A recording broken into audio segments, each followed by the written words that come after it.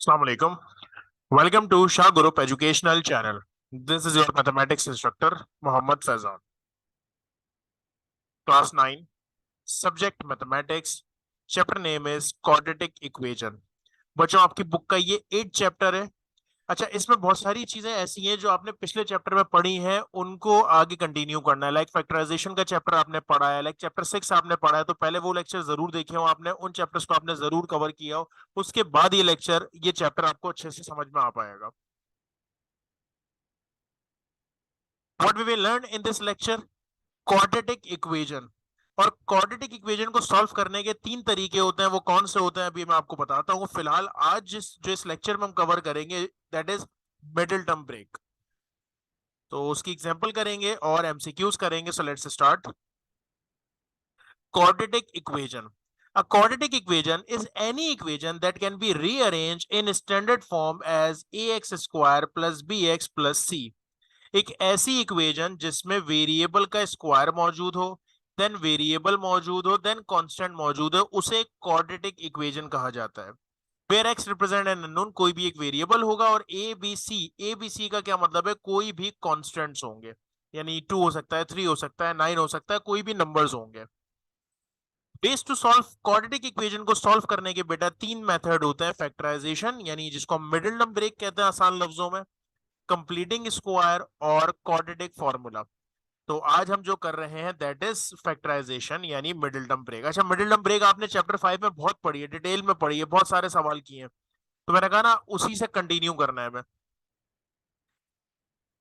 लिखा है solve the following quadratic equation by factorisation method. देखिए जो तीन मेथड है, अगर सवाल में लिखा हुआ आ रहा है कि यूजिंग फैक्टराइजेशन मेथड, तो आपने फैक्टराइजेशन मेथड से ही करना है। अगर सवाल में नहीं लिखा रहा, अगर सवाल में सिर्फ लिखा हुआ है सॉल्व, तो इसका मतलब आपको तीनों में से जो मेथड इजी लगता है आप उससे कर सकते हैं। लेकिन अगर सवाल में लिखा हुआ आ जाए यूजिंग फैक्टराइजेशन मेथड, तो फिर फैक्टराइजेशन मेथड को ही आपने कंसीडर करना है। तरीका बड़ा सिंपल है, आपको नजर आ रहा है ये क्वाड्रेटिक इक्वेशन है, और इसको सॉल्व करने का तरीका क्या होता है, हमने क्या पढ़ा है इसको सॉल्व करने का तरीका, कि फर्स्ट और last value as it is लिख दी जाती है, मिडिल टर्म ब्रेक की जाती है। कैसे? 6 ऐसा नंबर सोचना है जो मल्टीप्लाई करने पर क्या बने 6, और प्लस माइनस करने पर बने 5। तो 6 किसके टेबल में आता है बेटा? 6 आता है 3 के टेबल में। 3 टू जा, और जो मिड वाला वेरिएबल होता है वो दोनों के साथ लिखा जाता है। अच्छा, क्योंकि मुझे प्लस का 5 चाहिए तो मैं दोनों वैल्यूज प्लस में लिख दूंगा। तो 3 प्लस 2 मिलके 5 हो जाएंगे, और 3 टू जा 6 हो जाएगा। हो सकता है आपके जहन में आए सर इसको हम ऐसे भी तो ब्रेक कर सकते थे, 6 वन जा, और 5 बनाने के लिए हम प्लस का 6 और माइनस का 1 करते हैं। बिल्कुल 6 में से एक ज्यादा 5 बचा, लेकिन प्रॉब्लम पता है क्या है, जब आप 6 को -1 से मल्टीप्लाई करते तो माइनस का 6 आता है। देखिए आपको प्लस का 6 चाहिए मल्टीप्लाई करने पर, इसलिए आप इसको 6 वनजा में ब्रेक नहीं कर सकते, आपको 3 टूजा में ही ब्रेक करना पड़ेगा। उसके बाद क्या करते थे, मिडिल टर्म ब्रेक में दो दो करके कॉमन लेते थे। बेटा इन दोनों में से कॉमन क्या आ रहा है? एक्स कॉमन आ रहा है, तो बचेगा एक्स प्लस 3। और इन दोनों में से कॉमन आ रहा है 2, तो क्या बचेगा एक्स, और 2 के टेबल में 6 कब आता है? 3 से। 2 3 6। दो ब्रैकेट सेम हो गए तो क्या किया जाएगा, एक बार एक्स प्लस 3 लिख दिया जाएगा, और एक बार क्या लिख दिया जाएगा, एक्स प्लस 2। यहां तक आप फैक्टराइजेशन करते थे चैप्टर नंबर 5 में। आगे क्या होगा, जब दो ब्रैकेट हो जीरो के बराबर हो, सिर्फ जीरो के बराबर में कंडीशन होगी, जब दो ब्रैकेट हो इक्वल्स टू जीरो हो, तो इसका मतलब ये होता है कि either first bracket equals to zero, और second bracket equals to zero. या तो पहला ब्रैकेट जीरो के बराबर या दूसरा ब्रैकेट जीरो के बराबर। तो यहां से आपको एक्स की वैल्यू कितनी मिल जाएगी, +3, वहां जाके कितना हो जाएगा, -3, और प्लस का 2 वहां जाके बेटा हो जाएगा -2। ये आपका आंसर है। दो आंसर आए हैं, सॉल्यूशन सेट बना लेते हैं। और सॉल्यूशन सेट में क्या करेंगे, पहले कोशिश करते हैं, बेहतर है तरीका लिखने का कि पहले छोटी वैल्यू लिखी जाती है। तो -2 और -3 में अगर छोटी वैल्यू देखी जाए तो माइनस का 3 है। आई नो नॉर्मली तो 2 छोटी वैल्यू होती है, 3 बड़ी वैल्यू होती है, लेकिन नेगेटिव में जाके मामला उल्टा हो जाता है। -2 और -3 में छोटी वैल्यू -3 है, एंड देन फिर -2 है। ठीक है, नंबर लाइन वाला मामला है ना बेटा। यहां से तो 0 1 2 इस तरह चलेगा, और यहां से कैसे चलता है, -1 -2 -3। नाउ सेकंड पे आते हैं, क्या तरीके का आ रहा है, बहुत आसान। 6x² माइनस का 1 इक्वल्स टू 0। ऐसा नंबर सोचना है जो मल्टीप्लाई करने पर क्या बने, 6 वन जा माइनस का 6 बने और प्लस माइनस करने पर माइनस का 1 बने, तो 3 और 2 में ही ब्रेक करेंगे। 3 2 आंसर में माइनस चाहिए तो बड़े नंबर के साथ माइनस आ जाएगा, छोटे के साथ प्लस। रीचेक कर लें जरा, 2 में से 3 गए तो माइनस का 1 बचेगा और 2 3 6 हो जाएगा। इसको रीचेक करने का एक तरीका ये भी होता है कि खुद से चेक करें, और एक तरीका ये भी होता है कि जब आप इसको कॉमन लेंगे तो आपके दोनों ब्रैकेट सेम आने चाहिए। सो लेट्स सी ये आते हैं या नहीं आते। इन दोनों में से क्या कॉमन आ रहा है बेटा? 3 के टेबल में दोनों आते हैं, कॉमन लिया हमने। 3 2 जा और x एक बच गया, 3 कॉमन चला गया, x कॉमन चला गया, कुछ नहीं बचा, यानी जब कुछ नहीं बचता तो 1 लिखा जाता है। अगले दो में से क्या कॉमन आ रहा है? आप कहेंगे कुछ भी कॉमन नहीं आ रहा। जब कुछ भी कॉमन नहीं आता तो 1 लिखा जाता है। तो 2x माइनस 1 अपनी जगह पे। क्या दोनों ब्रैकेट सेम हो गए? एक बार 2x माइनस 1 लिख दिया जाएगा और एक बार 3x प्लस 1 लिख दिया जाएगा। क्या तरीका बताया मैंने आपको? मैंने आपसे कहा जब 0 के बराबर दो ब्रैकेट होंगे तो either first bracket equals to 0 और सेकंड ब्रैकेट इक्वल्स टू 0, या तो पहला ब्रैकेट 0 के बराबर या फिर दूसरा ब्रैकेट 0 के बराबर। तो यहां से x की वैल्यू निकालनी है, ये -1 वहां जाके क्या हो जाएगा बेटा? प्लस का 1। और अगर हमें x की वैल्यू चाहिए तो 2 मल्टीप्लाई हो रहा है, वहां जाके क्या हो जाएगा? डिवाइड। देन यहां भी ऐसा ही है कि ये +1 वहां जाके क्या हो जाएगा? माइनस का 1, और x is equals to 3 multiply हो रहा है, वहां जाके डिवाइड, तो आंसर आ गया -1/3। अब इसमें तो चेक करना बड़ा आसान है, कौन सी छोटी वैल्यू है? जो नेगेटिव वैल्यू है वो छोटी है ऑब्वियसली, तो आप लिख देंगे -1/3 पहले लिख देंगे और 1/2 बाद में लिख देंगे। क्लियर है लॉजिक? मिडिल टर्म ब्रेक का काम है बेसिकली।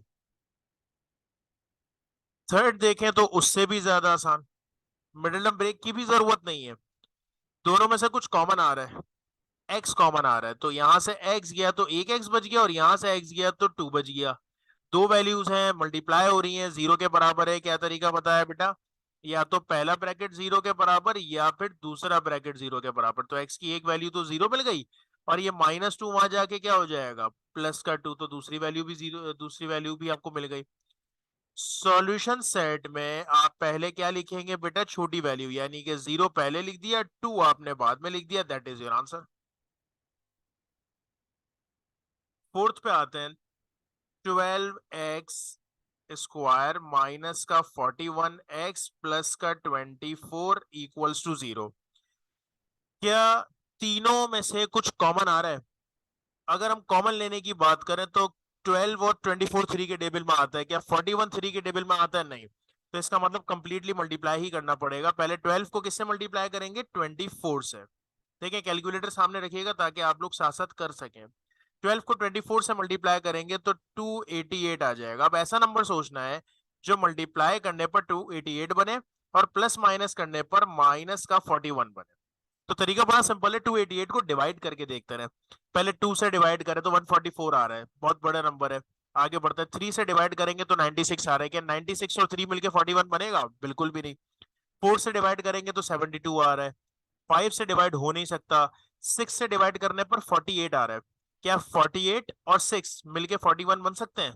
नहीं बन सकते। आगे बढ़ते हैं, 7 से पॉइंट्स में आ रहा है, 8 से हम करेंगे तो 36। क्या 36 और 8 मिलके 41 बन सकते हैं? वो भी नहीं बन सकते। 9 से करने पर 32 आ रहा है।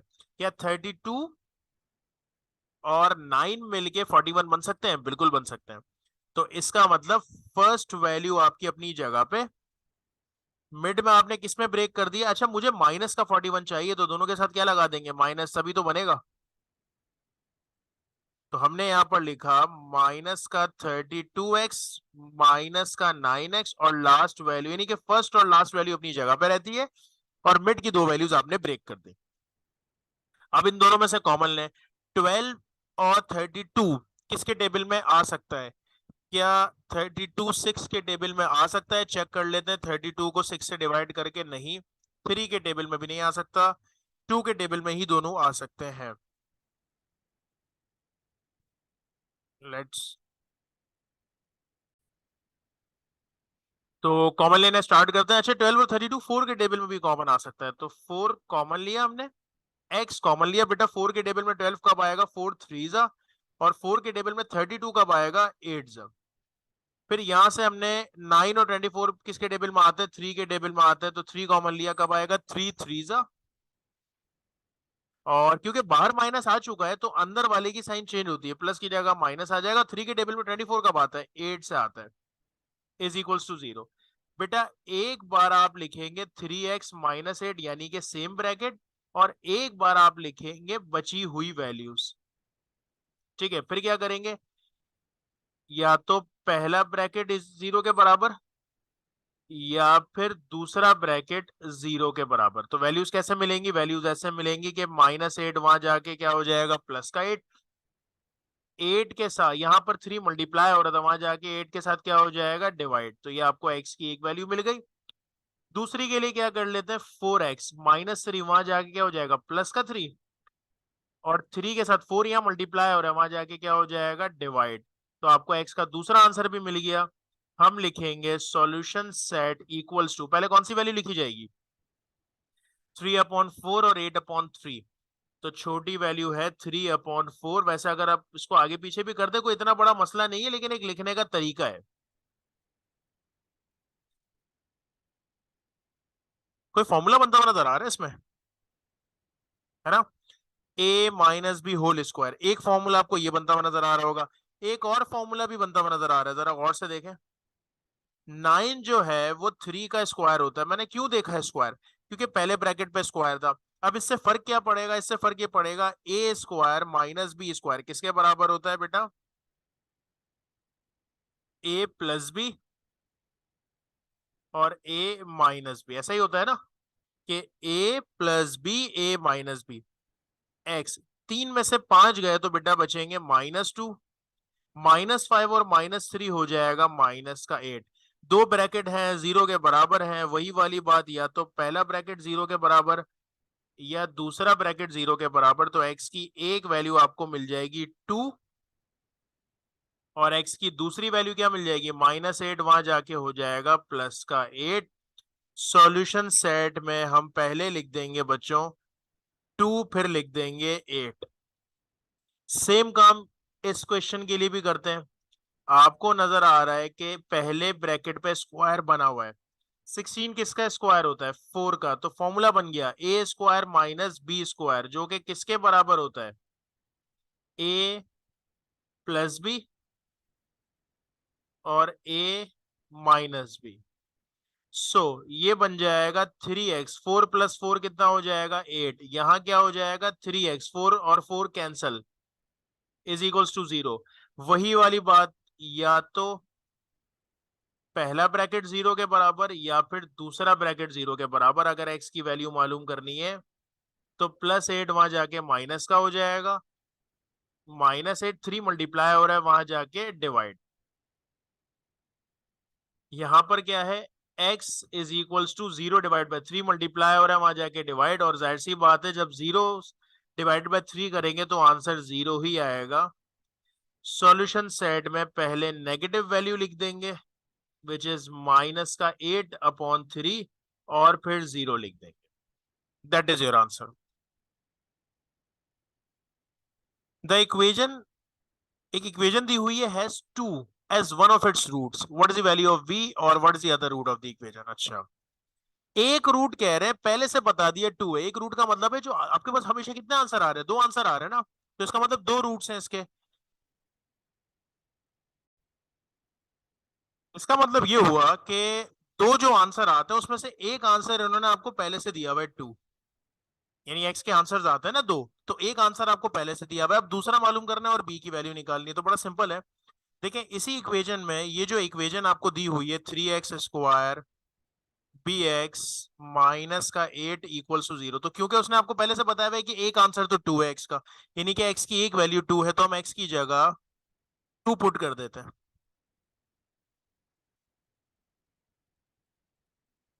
कर दिया पुट। अब इसको सिंप्लीफाई करते हैं। 2 का स्क्वायर कितना हो जाएगा बेटा, 2 2 ज़ा 4, ये 2 मल्टीप्लाई हो जाएगा b से, तो 2b माइनस का 8 इक्वल्स टू 0। 3 4 ज़ा हो जाएगा 12, 2b -8 इक्वल्स टू 0। 12 -8, जो नंबर्स है वो आपस में प्लस माइनस हो सकते हैं, 2 भी तो अपनी जगह पे रहेगा। 12 में से 8 जाएंगे तो बचेगा 4।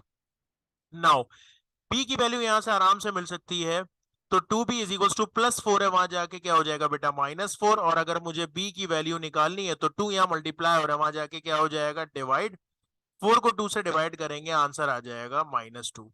तो आपको b की वैल्यू मिल गई, पहला पार्ट हो गया आपका कंप्लीट।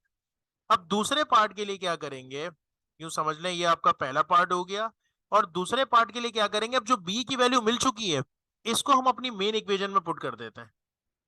3x² प्लस का bx माइनस 8 इक्वल्स टू 0 था। 3x² b की जगह हम क्या पुट कर देंगे बेटा, माइनस का 2x अपनी जगह पे -8 इज इक्वल टू 0। आप देखेंगे मिडिल टर्म ब्रेक हो रही है, ऐसा नंबर जो मल्टीप्लाई करने पर क्या बने, 3 और 8, फर्स्ट और लास्ट को पहले मल्टीप्लाई किया जाता है, 3 8 ये आ जाएगा -24। तो ऐसा नंबर जो मल्टीप्लाई करने पर -24 बने और प्लस माइनस करने पर क्या बने, 2 बने। तो 24 किसके टेबल में आता है, 2 के टेबल में आता है, 2 12 नहीं, 2 और 12 मिलके 2 नहीं बन सकते। 3 के टेबल में आता है 8 3 8 और 3 मिलके भी 2 नहीं बन सकते। 4 के टेबल में आता है 6 4 तो 6 और 4 मिलके बन जाएंगे। मुझे माइनस का 2 चाहिए तो बड़े नंबर के साथ माइनस लगा देते हैं। अब दो दो करके कॉमन ले लेते हैं, 3x कॉमन लिया तो यहां से x -2 बचेगा ना, 3 2 6। यहां से 4 कॉमन लिया तो यहां से क्या बचेगा, 4 2 8। क्या दोनों ब्रैकेट सेम हो गए, तो x -2 एक ब्रैकेट, 3x + 4 दूसरा ब्रैकेट, या तो पहला ब्रैकेट 0 के बराबर या फिर दूसरा ब्रैकेट 0 के बराबर। तो x इज इक्वल टू -2, वहां जाके क्या हो जाएगा बेटा प्लस का 2। ये तो आपको पहले से ही मालूम था कि एक आंसर तो इसका 2 है ही।